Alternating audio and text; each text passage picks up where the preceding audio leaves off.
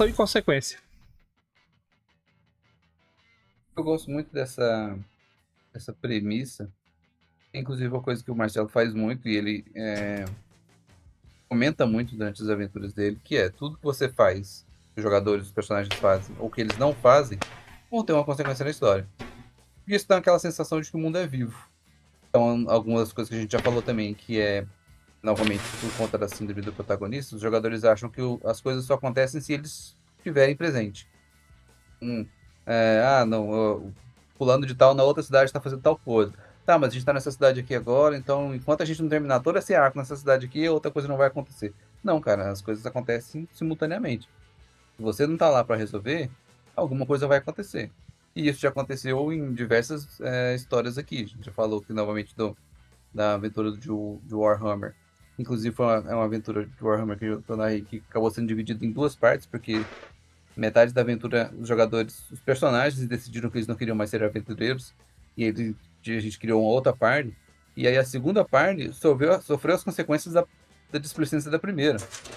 A primeira parte estava numa taverna, onde começou a invocação de demônios, e eles resolveram fugir ao invés de enfrentá-los, enfrentar os cultistas. E aí a segunda parte chegou no local uns dias ou meses depois, e o local estava tomado por demônios. Porque a primeira parte não enfrentou os cultistas que estavam invocando. Então, são as consequências daquilo que eles não fizeram, né? Eles não resolveram enfrentar, e por isso abriu a brecha para que os demônios saíssem lá do Reino do Caos e invadissem o mundo material. E aí, muita coisa acontece em relação a isso, e é interessante para os jogadores saberem que é, o, a forma que ele agiu com o guarda na entrada da cidade vai influenciar na maneira como ele é visto, talvez pelos outros guardas. É saber que uma coisa que ele faz ou fala em determinado local público pode reverberar ali em relação à opinião pública, em relação ao personagem dele, ou mesmo a opinião de pessoas importantes, a maneira como ele age em eventos sociais, se ele é uma pessoa desnecessariamente violenta, e aí a gente volta até em relação a old school, né, que é uma coisa que a gente já falou aqui também outras vezes, que old school os personagens tendem a ter mais ajudantes, porque não são super-heróis igual em D&D. Então eles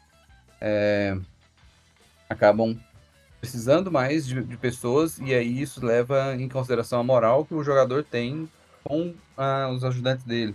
Então, se ele é violento nos combates dele, algumas pessoas podem falar, não, não quero andar junto com esse cara, que esse cara é meio barra pesada e tal. Ou não, se ele paga mal, ou se ele maltrata os seguidores dele. Isso tudo vai reverberar e vai fazer com que a opinião que as pessoas, ou que o público tem em relação ao jogador dele, mude. E isso vai interferir. Isso é muito importante, principalmente se você tem aventuras que demandam contato social.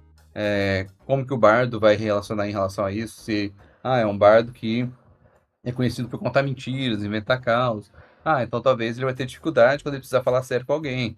Ou não, é um bardo que ele sabe muito bem como se posicionar socialmente, em diferentes esferas sociais. Ele sabe conversar com a galera do povão, ele sabe conversar com a galera da elite. Então, isso tudo vai fazer com que ele tenha uma maior facilidade na hora de lidar, tanto com os empregadores, quanto com a galera que ele precisa obter informações. Enfim, ações e consequências são muito importantes para dar essa verossimilhança para a história que você está contando. Para os jogadores também entenderem que o mundo não gira ao redor deles, que a história vai continuar mesmo que eles não continuem. Se eles não fizerem nada, a trama vai continuar rolando.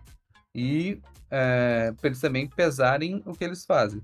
Porque as consequências das ações que eles tomam podem, em um futuro próximo, refletir sobre a própria condição deles como indivíduos.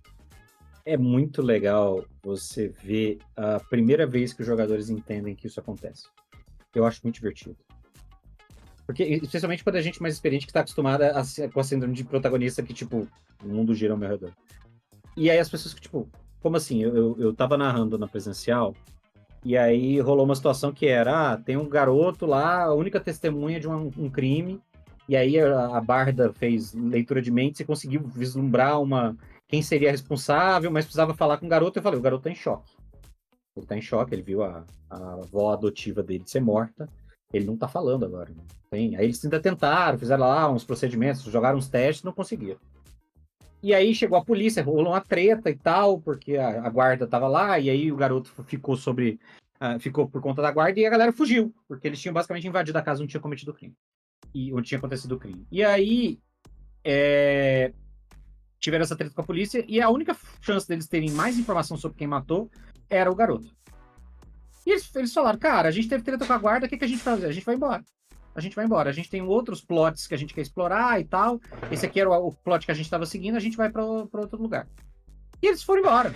Foram embora da cidade. Viajaram 5 dias, voltaram para outra cidade, investigaram umas coisas, obtiveram umas informações. E eles viraram para mim e falaram, cara, a gente não sabe para onde ir, a gente não sabe o que fazer, a gente não sabe o que investigar.